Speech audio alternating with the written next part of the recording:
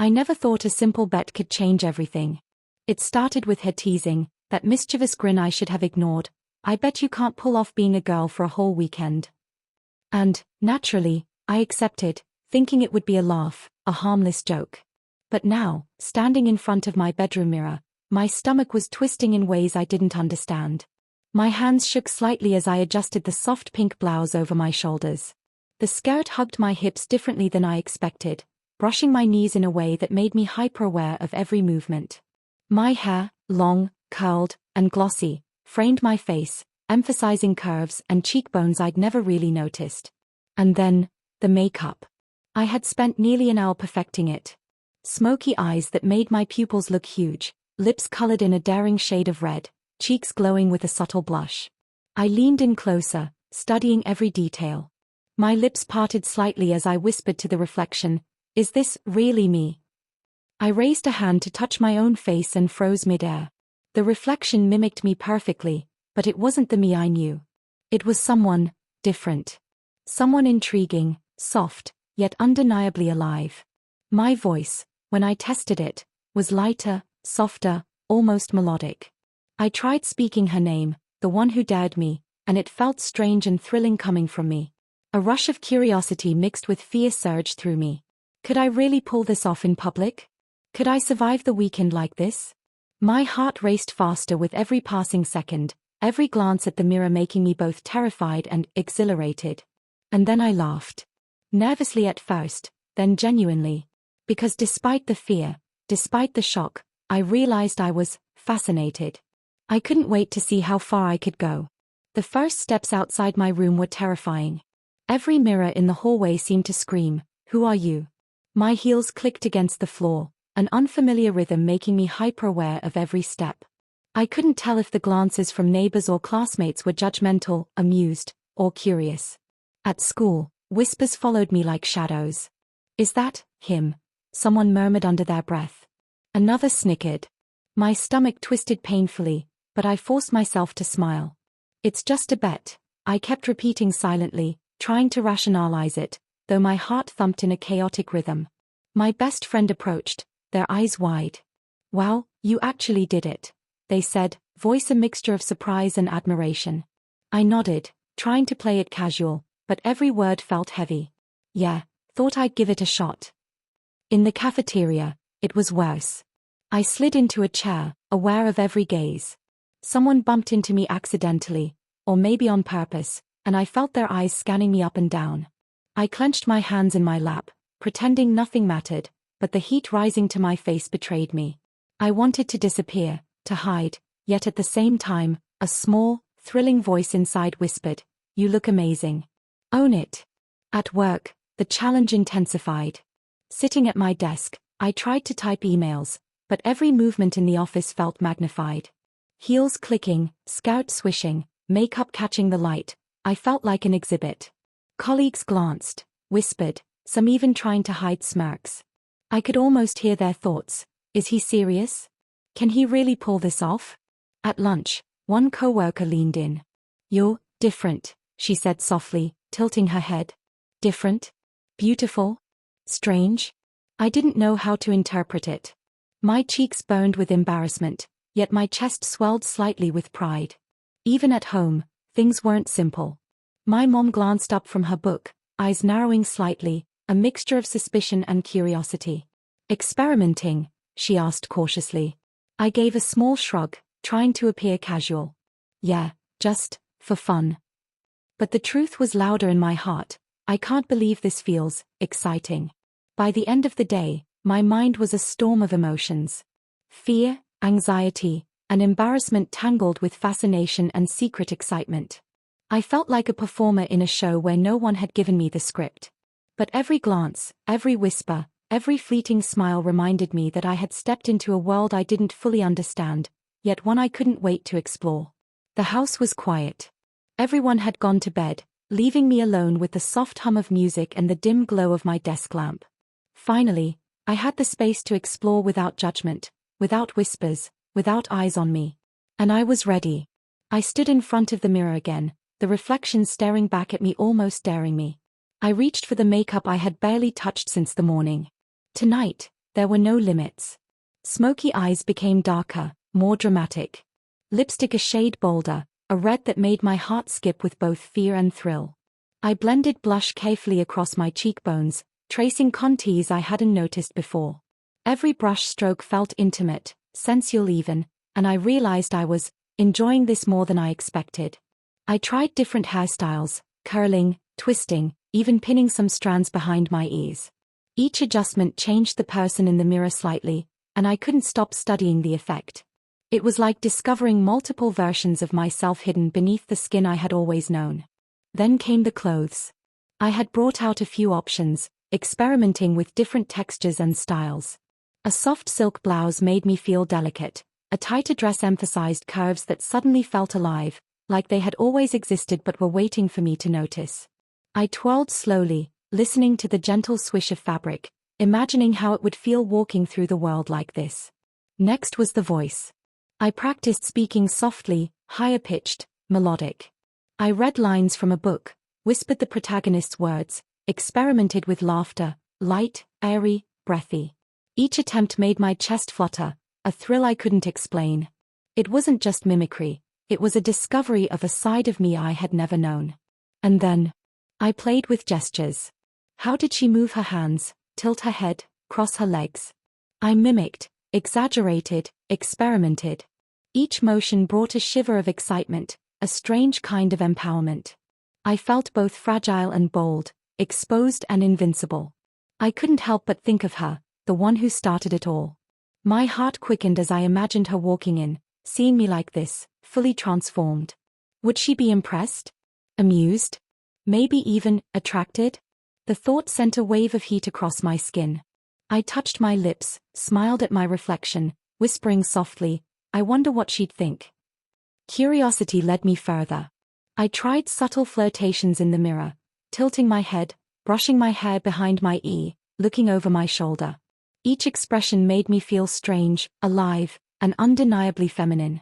And with every moment, a tiny, thrilling voice inside whispered, this isn't just dress up. This is part of you. You like this. You want this. By the time I finally sank onto my bed, cheeks flushed, body buzzing with adrenaline, I realized something profound. This secret exploration wasn't about the bet anymore. It wasn't about proving anything to anyone. It was about discovering myself, this version of me that was daring, playful, and undeniably magnetic. I felt exhilarated, scared, and free. For the first time, I didn't just look at myself in the mirror.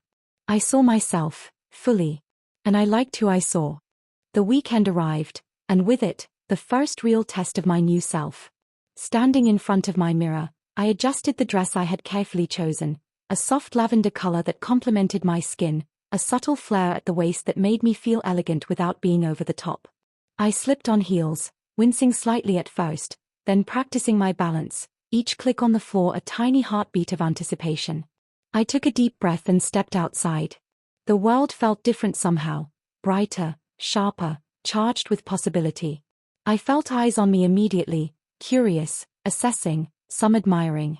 My chest tightened with both anxiety and exhilaration. I reminded myself, this is you now. Own it. At the cafe, I hesitated at the door, scanning the room. A few people glanced up, their expressions polite but inquisitive. I slid into a corner seat, hands clutching the edge of the table for reassurance. And then, small victories began. The barista smiled warmly at me. Hi. What can I get you today? Her eyes lingered a moment longer than usual, a friendly sparkle in her gaze. My heart skipped. A cappuccino, please, I said, my voice lighter than usual, and for a moment, I caught the reflection of myself in the glass wall, confident, composed, radiant. I nearly laughed out loud. Shopping was another revelation. I wandered through racks of dresses, brushing fabrics between my fingers, trying on outfits that made me feel alive in ways I couldn't have imagined. Some fit awkwardly, reminding me of the challenge ahead, while others seemed made for me, flattering every curve, every movement. A stranger complimented my choice. That looks amazing on you. My chest swelled, cheeks warming with a mix of pride and exhilaration. Even small public interactions felt electric. A man accidentally bumped into me in the street, Instead of recoiling, I smiled and said, "It's okay," and the world didn't shatter. People glanced, but nothing judgmental, nothing threatening. I realized with a thrill that I could exist in this form comfortably. Not perfectly, not without nerves, but authentically. Then came the first social experiment. My friend had invited a few people over for a casual gathering. My hands shook as I walked through the door, unsure how I would be received. But her face lit up immediately, and that familiar grin, mischievous and teasing, made everything feel easier. She guided me, whispered encouragement, helped me navigate conversations. And slowly, I noticed the shift inside myself. I wasn't just pretending anymore. I was participating fully, laughing freely, moving naturally. By the end of the day, I felt a dizzying mix of exhaustion and triumph. Each step, each interaction had been a tiny victory, proof that this new version of me could survive, and even thrive, in the outside world. I felt liberated, exhilarated, and undeniably me. Lying in bed that night, I reflected on the weekend. What had started as a silly bet had become an awakening. I had discovered courage, sensuality, and a hidden confidence I didn't know I possessed. And beneath it all, a quiet, persistent excitement whispered in my chest. This is only the beginning. Monday morning hit like a wave. I walked into work, heels clicking against the polished floor, skirt swishing around my knees. The familiar tension bubbled immediately.